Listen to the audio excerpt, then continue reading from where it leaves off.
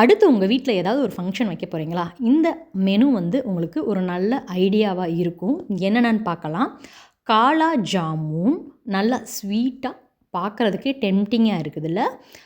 குழா புட்டு, பருப்பு போலி, ஹாட் இட்லி, பணியாரம், சாம்பார், தேங்காய் சட்னி, ஃப்ரைட் ரைஸ், தயிர் சாதம், அதுக்கப்புறம் நான், பன்னீர் பட்டர் மசாலா, வெஜிடபிள் குருமா, இது எல்லாம் சாப்பிட்டுட்டு தோசை இருந்தது. தோசை வந்து எடுக்காமல் விட்டாச்சு.